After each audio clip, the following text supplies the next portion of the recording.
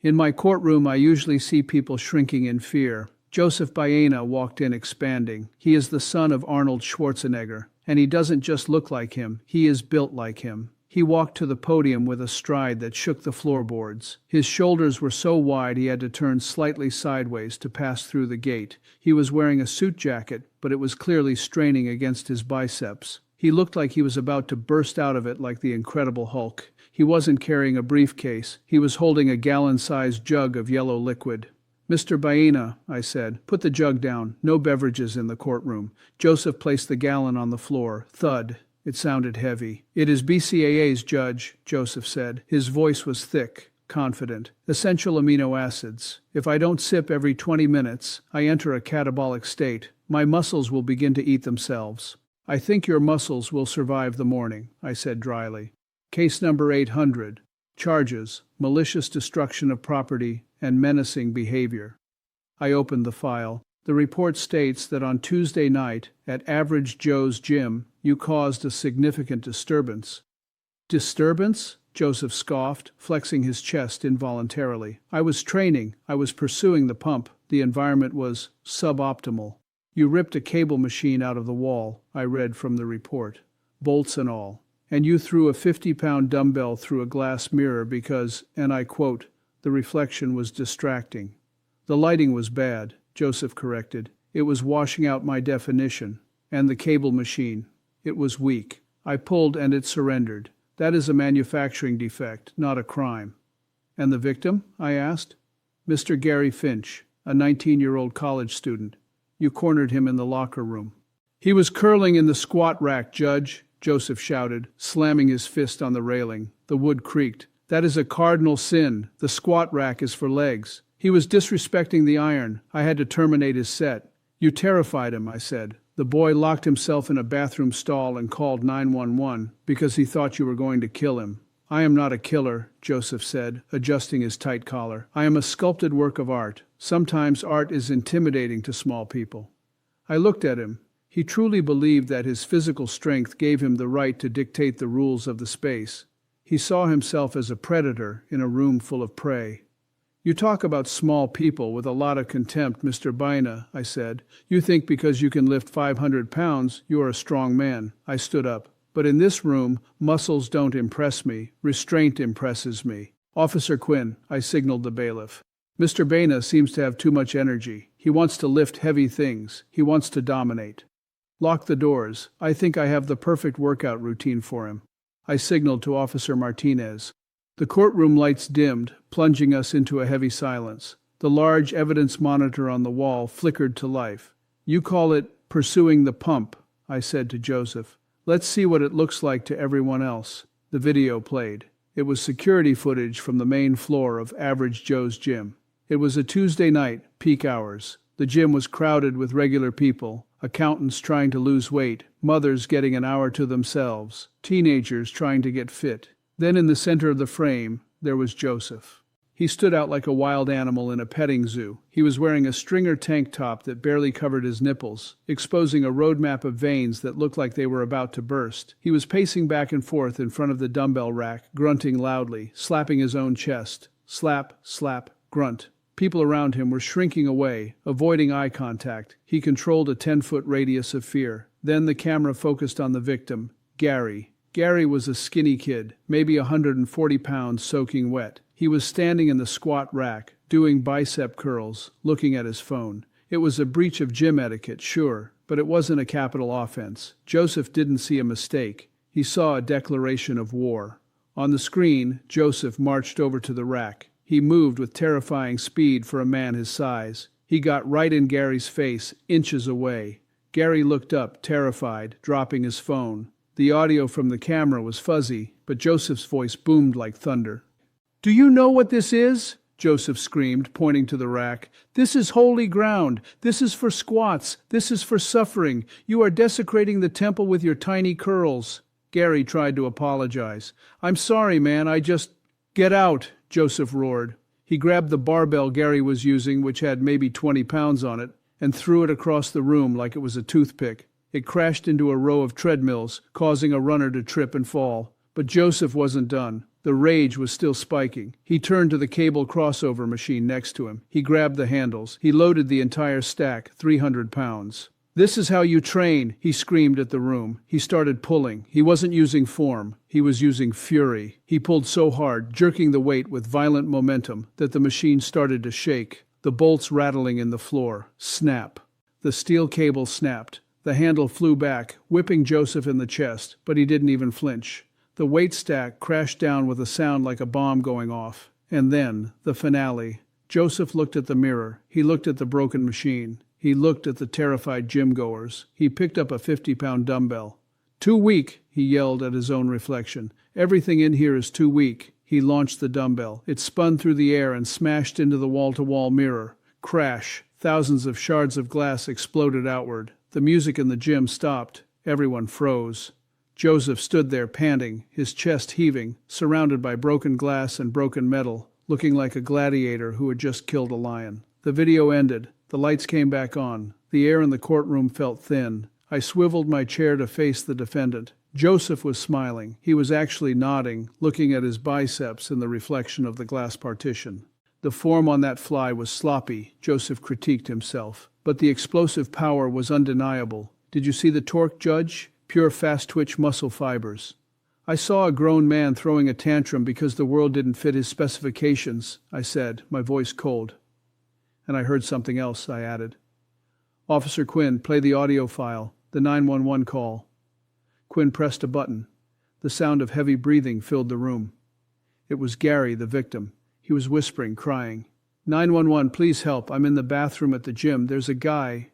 He's huge. He's crazy. He just ripped a machine apart. He said he was going to terminate me. I'm scared to come out. Please send someone. I think he's on something." The fear in the boy's voice was palpable. It wasn't funny. It was the sound of someone who thought they were about to be beaten to death. I looked at Joseph. The smile faded slightly. "He was crying?" Joseph frowned. "Over a barbell? That is pathetic. He has low testosterone. I did him a favor, Judge. I introduced him to adrenaline. Fear is the best pre-workout." "You are not a personal trainer, Joseph," I snapped, slamming my hand on the desk. "You are a bully. You think strength is about how much weight you can move. You think because you have 22-inch arms, you are a man." I stood up and walked down to the floor, standing next to the bailiff, looking up at the giant before me. "Let me tell you what I see. I don't see a strong man. I see a fragile boy wrapped in layers of muscle. You broke that mirror because you didn't like what you saw. You scared that kid because it made you feel big. Real strength isn't about breaking things, Mr. Baena. Any idiot with a sledgehammer can break a wall. Real strength is control. Real strength is restraint. Real strength is having the power to crush someone and choosing to help them up instead. You have no control," I concluded. "You are just a biological machine with a broken steering wheel." Joseph crossed his massive arms. "So what are you going to do? Find me? I can pay for the mirror. I can buy the gym. My father is the Terminator. I have resources." "Oh, you are going to pay," I said, "but not with money and not with intimidation. You have spent your whole life building muscles to lift heavy, dead objects, iron, steel, rubber. But I wonder," I paused, looking him up and down, "do you have the muscles to lift a person?" "I can bench press a person," Joseph scoffed. "Easy, 400 pounds. "No," I shook my head. "I don't mean bench press them. I mean support them." I picked up the sentencing docket. "I am sending you to the Sunrise Rehabilitation Center." Joseph looked confused. "Rehab? For drugs? I told you, I only take creatine and whey." "Not that kind of rehab," I corrected. "Physical rehabilitation, for the elderly, for stroke victims, for people who have lost control of their bodies. These people are weak, Joseph. Their muscles have atrophied. They can't walk. They can't stand. They can't even hold a spoon. And for the next 400 hours, you are going to be their strength. You," I pointed to his chest, "you are going to be a human crutch." "But Judge," Joseph protested, looking horrified. "I can't be around atrophy. It's contagious. It's depressing. I need high energy. I need loud music." "You are going to learn that it takes more strength to help an 80-year-old woman walk to the bathroom than it takes to deadlift a truck," I said. "Officer Quinn," I pointed to the door, "take Mr. Universe to the geriatric ward and tell him to leave the gallon of juice here. Where you're going, Joseph, the only thing you're allowed to flex is your compassion." Officer Quinn approached the defense table carrying the dreaded gray evidence bin. "The gallon," Quinn ordered, pointing to the yellow jug of amino acids. Joseph clutched the handle tight. His veins popped. "Judge, this is non-negotiable," Joseph pleaded, his voice cracking with genuine panic. "I am in the middle of my metabolic window. If I don't consume this within 10 minutes, my cortisol levels will spike. I will lose mass. I will shrink." "You will survive being regular size for a few hours," I said. "Put it in the bin. The only liquid allowed in the rehab center is water, and maybe some prune juice." Joseph looked at the jug like he was saying goodbye to a loved one. He slowly lowered it into the bin. Thunk. "The belt," Quinn said next, pointing to the thick, customized leather weightlifting belt around Joseph's waist. It had Baena embossed on the back in gold letters. "This supports my core," Joseph argued. "It stabilizes my spine under heavy loads." "You aren't lifting heavy loads," I reminded him. "You are lifting Mrs. Gable's arm to help her eat pudding. Your core will be fine." Joseph unbuckled the belt. It made a sad, heavy leather sound as he dropped it. Without it, he looked slightly less indestructible. "And finally," I said, pointing to his outfit. Joseph was wearing a stringer tank top that was basically 3 pieces of thread holding a piece of fabric together. His chest, back, and arms were completely exposed. "That," I said, "is a health code violation. You are going to a medical facility, not Venice Beach. You can't have your sweat dripping on immunocompromised patients." "Officer Quinn, the uniform." Quinn pulled out a package. It was a standard-issue orderly uniform, a polo shirt and scrub pants, pale blue, soft cotton. "It's a medium," Quinn grinned. "Medium?" Joseph looked offended. "Judge, I am in XXL. A medium will cut off my circulation. I will look like a sausage." "Then don't flex," I suggested. "Put it on." Joseph went to the side room. He came back 2 minutes later. It was a comedic sight. The polo shirt was stretched to its absolute limit across his chest. The sleeves were gripping his biceps like tourniquets. He walked stiffly, afraid that if he moved too fast, the seams would explode. "I feel restricted," Joseph grumbled, trying to pull the shirt down. "My range of motion is compromised." "Good," I said. "You don't need range of motion. You need focus." I reached into my drawer and pulled out a different kind of belt. It was a gait belt, a simple, flimsy-looking strap made of white cotton canvas with a metal buckle. It is used by nurses to hold on to unstable patients so they don't fall. "Here's your new belt," I said, tossing it to him. Joseph caught it. He examined it with disgust. He pulled on it. It looked weak. "What is this?" Joseph asked. "This provides no lumbar support. It's flimsy. I could snap this with my pinky." "That is not for you to wear," I explained. "That is for the patients. You put that around their waist. You hold on to it gently. You use it to catch them if they stumble." "And Joseph?" I leaned forward, my voice turning serious. "If you pull on that belt with your Terminator strength, you will break their ribs. You have to be soft. You have to be a feather, not a hammer." Joseph looked at the flimsy cotton strap in his giant hands. He looked confused. He had spent his whole life training to be hard. He didn't know how to be soft. "I don't know if I can do feather, Judge," Joseph admitted, looking at his own hands. "I break things. That's what I do." "Then you better learn fast," I said, "because if you break Mrs. Gable, you go to real jail, and the weights in prison are bolted to the floor. Officer Quinn, take him to the Sunrise Center, and tell the staff to hide the protein powder." The physical therapy room at Sunrise Rehabilitation Center was the opposite of Average Joe's gym. There was no techno music, there were no mirrors. There was only the slow, rhythmic shuffling of walkers and the quiet encouragement of nurses.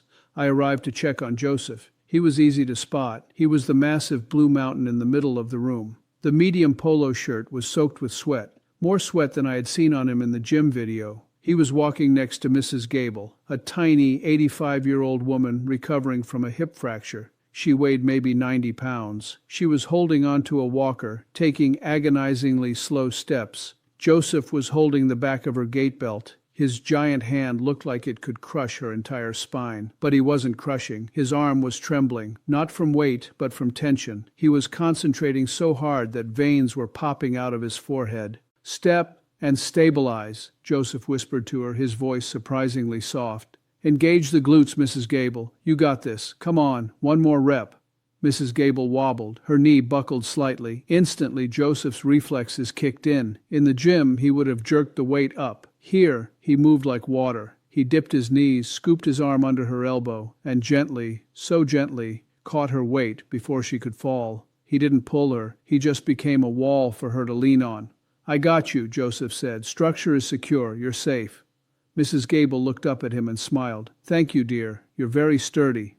"I am sturdy," Joseph agreed, looking relieved. "I am a fortress." I walked over. "Good afternoon, Mr. Baena," I said. "I see you haven't broken anyone yet." Joseph looked at me. He looked exhausted. "Judge," he exhaled, wiping sweat from his eyes. "This is brutal. This is the hardest workout of my life. These people, they are so fragile. If I move too fast, they fall. If I squeeze too hard, they bruise.